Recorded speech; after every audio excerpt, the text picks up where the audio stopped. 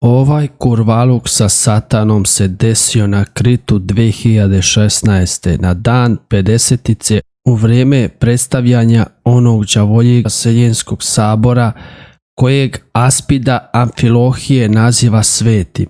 Koliko je taj sabor bio svet pogledajte na slikama. Služba satanina i svi jeretici na kojoj uključujući i srpskog episkopa.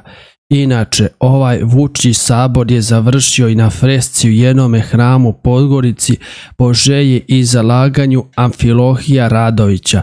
Ko ne vidi dobro, tu su i jeretici monofiziti. Sveti Jovan Milostivi, patrijarh Aleksandrijski.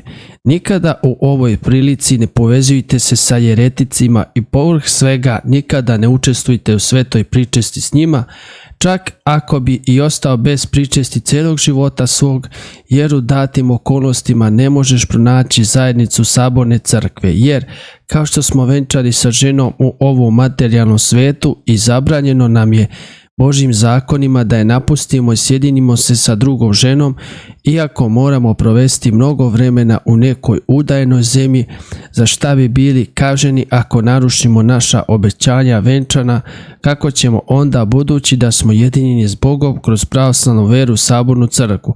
Kao što apostol reče, jer vas obrekoh mužu jednome da devojku čistu izvedem pre Hrista.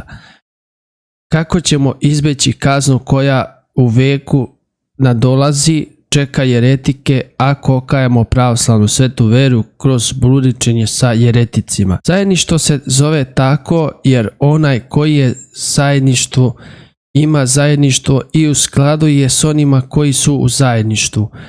Zato vas molim najiskrenije, deco, nikada ne idite tamo ni blizu propagatora jeresi da se sastajete tamo. Obraćam se Bel Lazaru, glavnim liderom Ruske federacije, čovekom koji vlada istinu. Bel Lazar.